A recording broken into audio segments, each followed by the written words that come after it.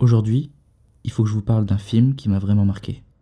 Un film que j'aime beaucoup, un film que j'aime revoir, seul, accompagné. Un film qui a aussi marqué mes goûts pour le cinéma de genre et d'horreur.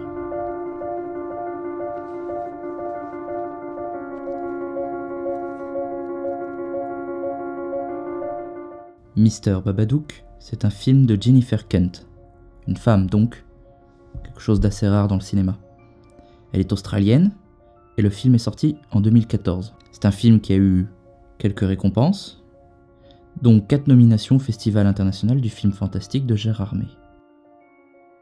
C'est un film qui peut être vendu comme un film d'horreur, mais c'est avant tout un thriller psychologique qui parle d'une relation entre une mère et son fils, après la mort du père, le jour même de la naissance de l'enfant.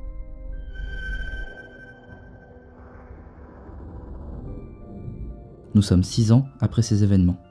Samuel et la mère, Amelia, vivent dans une maison aux allures un peu fatiguées, anciennes, glauques quelquefois. Ici, il y a quelques marques temporelles. Une télé, des cassettes, une vieille voiture.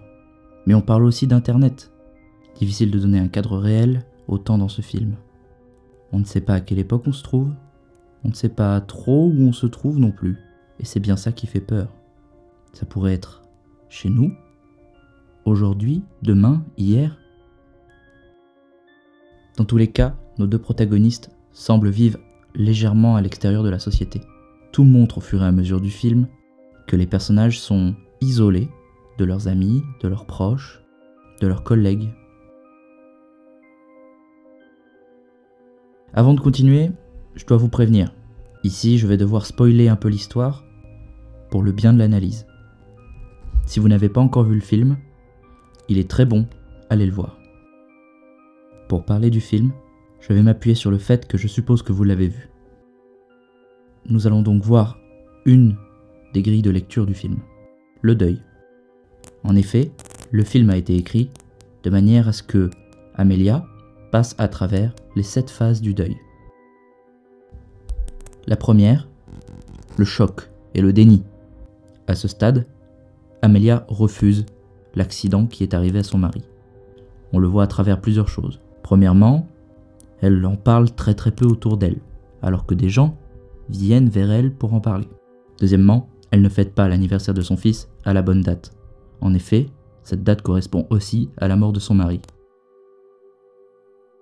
La deuxième phase est celle que l'on voit le moins, puisqu'elle se distille tout au long de l'introduction du film. La douleur et la culpabilité. On la voit souffrir. On la voit dans toutes les phases de sa vie, essayer d'affronter la perte de son mari, essayer aussi d'affronter le regard de son fils.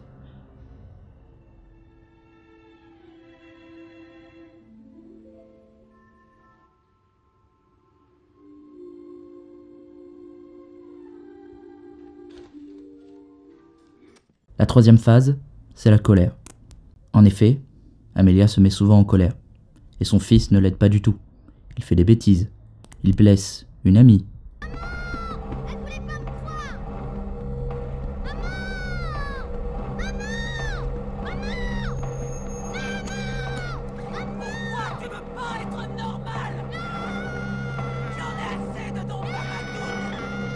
C'est cela qui va l'emmener à punir son fils, en lui donnant des somnifères, pour qu'il s'endorme, mais aussi pour qu'elle s'endorme. Elle a besoin de se reposer.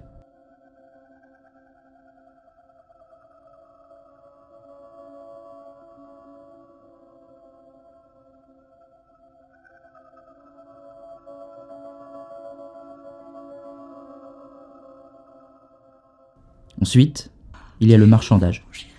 Et c'est là que le Babadook fait effet.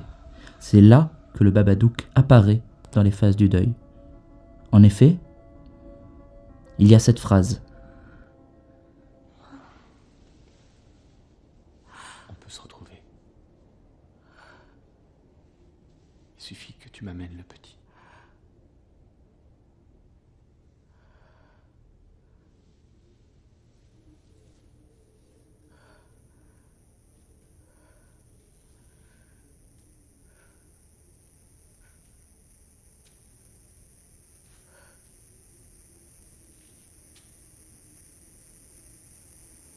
s'appelle, tu veux dire?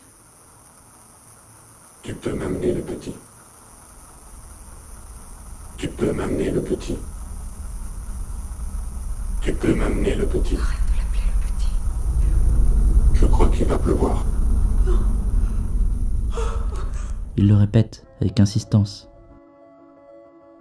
Donne-moi le petit et je reviendrai. Elle a envie de faire du marchandage. Je vous rends mon fils, rendez-moi mon mari. Ensuite, la 5e étape. La dépression et la douleur. Là, c'est tout le reste du film. Maman, maman, regarde-moi.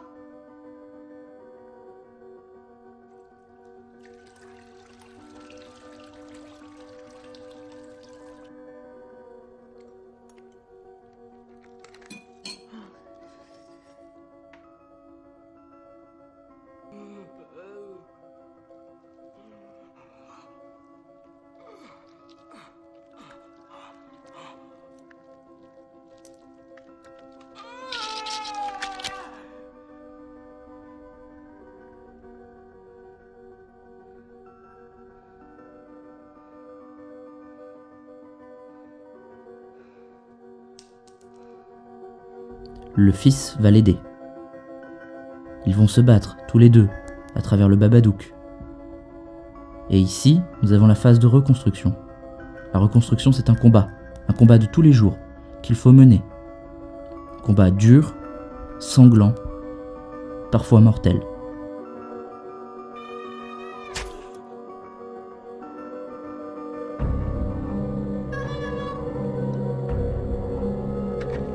Et finalement, on arrive à la 7e phase, le retour à la lumière. Amelia a enfin accepté ses démons et elle va même les nourrir. Elle va descendre se recueillir et voir le Babadook, qu'elle peut considérer comme l'esprit ou l'âme de son mari. Et même si le deuil est toujours présent, il est comme enfoui sous terre. On le laisse là où il est. Et même s'il réapparaît quelquefois dans notre jardin, on peut enfin se laisser aller à l'avenir.